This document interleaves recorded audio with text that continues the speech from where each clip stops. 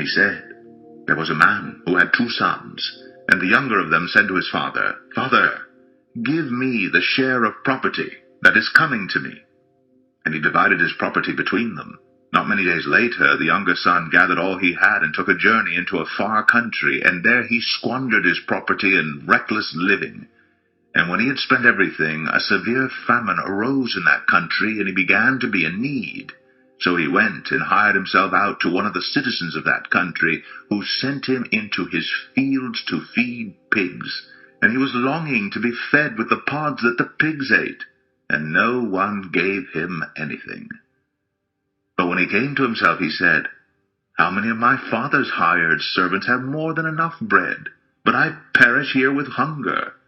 I will arise and go to my father, and I will say to him, Father, I have sinned against heaven and before you.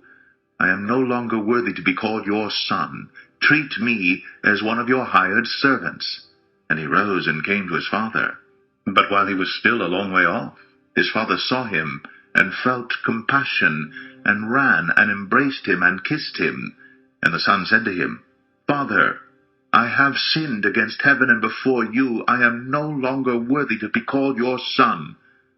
But the father said to his servants, Bring quickly the best robe, and put it on him, and put a ring on his hand, and shoes on his feet, and bring the fattened calf, and kill it, and let us eat and celebrate.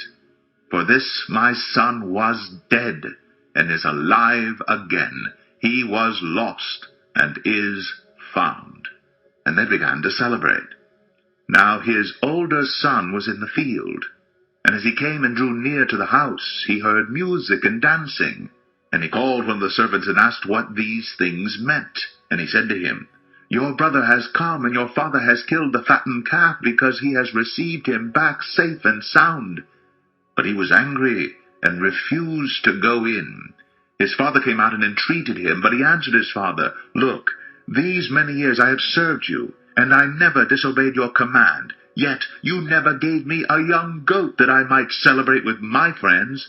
But when this son of yours came, who has devoured your property with prostitutes, you killed a fattened calf for him. And he said to him, Son, you're always with me, and all that is mine is yours. It was fitting to celebrate and be glad. For this your brother was dead and is alive. He was lost and is found.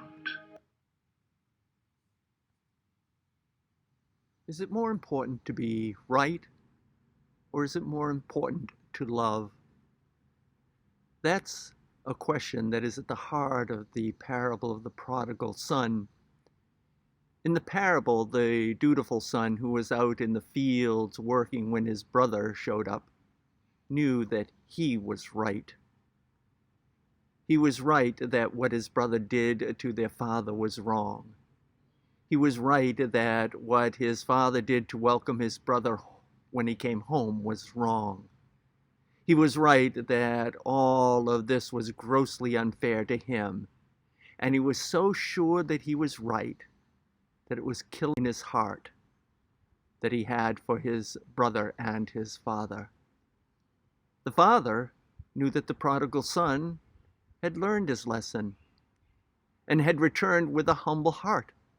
So instead of punishing the prodigal son to make it clear that he was wrong, the father decided to celebrate. He decided to celebrate so the prodigal son would know that in spite of everything that had happened, his father still loved him.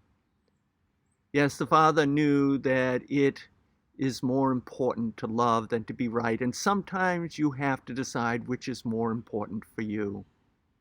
In fact, maybe you're dealing with a situation right now where you have to decide if you're going to stand out there in the field with a dutiful son because you know that you're right, or if you're going to go and let the love in your heart have its way so you can go in and join the party. Good people, let us enter into a moment of solitude that you may sweep away all the day's distractions and be fully with your God as your God is fully with you.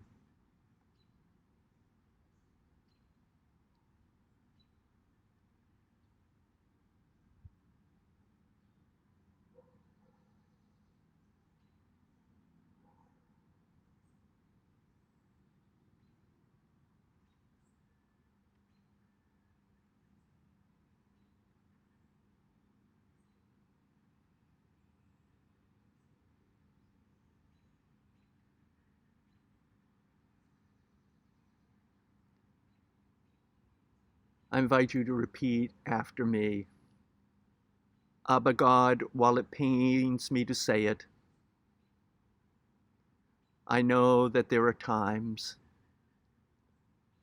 when I'm a lot like the prodigal son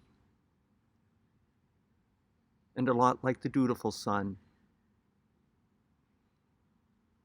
I let my pride get the best of me, and it leads me far from the gates of your kingdom and my spiritual home with you, far away from that quiet dwelling place where there is gladness of heart and that amazing peace that is beyond human words. So here in the sanctity of this gentle stillness, bring me to my senses so that I may return to you with all of my heart, and I may return to the wisdom of your kingdom, where I am able to let go of my need to be right and love the way I am loved by you. This I ask with the sincerity of a disciple who wants to follow in the footsteps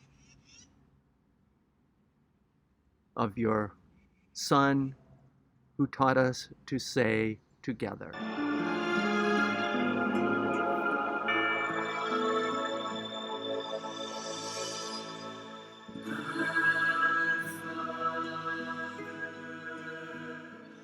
Which art in heaven, hallowed be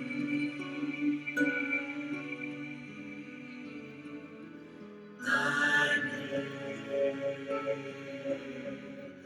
Thy kingdom come, thy will be done on earth as it is in heaven.